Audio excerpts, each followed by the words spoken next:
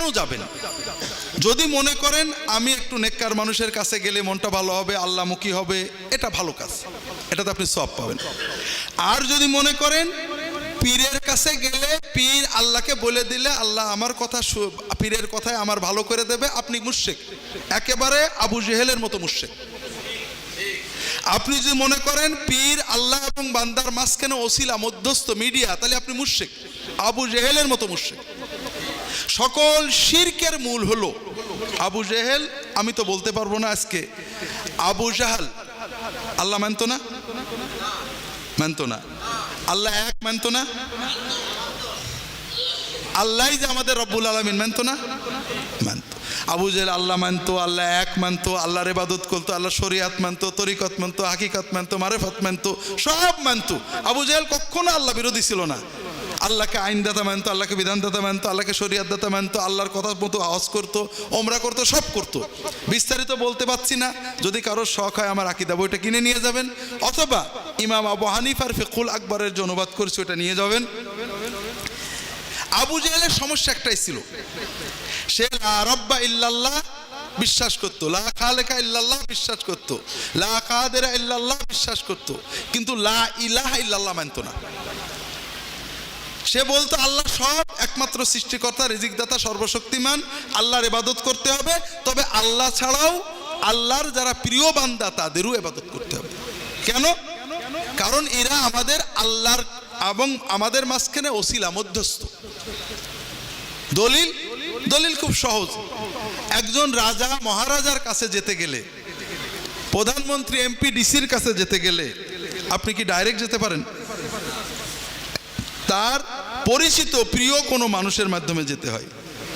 তা আল্লাহ তো সকল রাজার বড় রাজা, মহারাজা, মালিকুল মুলুক, তার কাছেও তো ডাইরেক্ট যাওয়া যাবে না। তার কাছে যেতে গেলে তার প্রিয় বান্দাদের মাধ্যমে যেতে হবে। কাজেই আমরা আল্লাহর যারা প্রিয়, আবু জেহেল কাদের প্রিয় বলতো?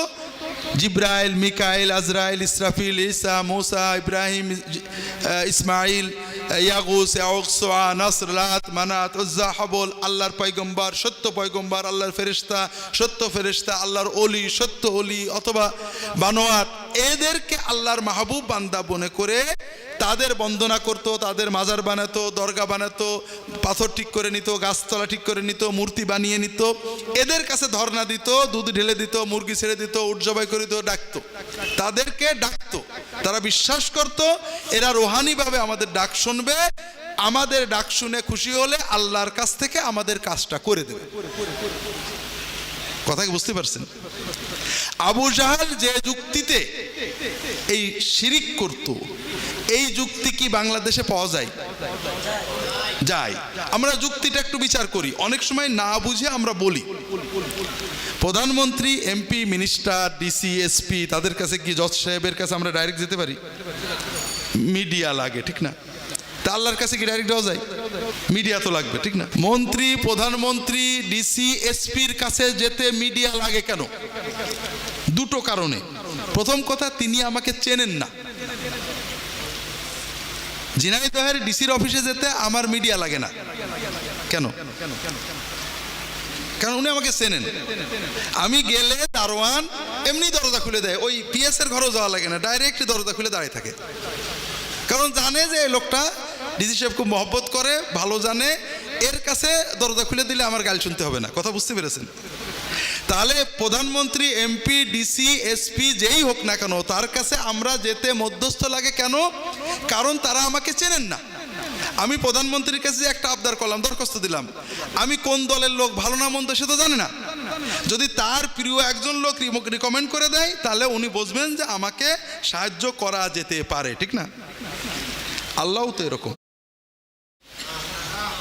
আল্লাহ তো বান্দাকে চেনেন না, চেনেন? তবে আল্লাহর কোটি কোটি কোটি কোটি কোটি কোটি কোটি কোটি কোটি কোটি বান্দা, আল্লাহ হয়তো নাউজুবিল্লাহ আস্তাগফিরুল্লাহ একটু ঝাপসা জানেন, কোন নেককার আল্লাহওয়ালা বুজুর্গ লোক যদি একটু রেকমেন্ড করে দেয়, আল্লাহ তাড়াতাড়ি বুঝতে পারেন যে লোকটা ভালো। হ্যাঁ, আমাকে কে বেশি জানেন? কে বেশি মায়া করেন? মায়ের চেয়েও কে বেশি মায়া করেন?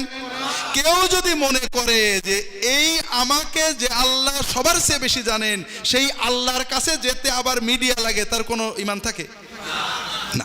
আল্লাহ তাআলা সবাইকে তৌফিক দান করুন, আমিন।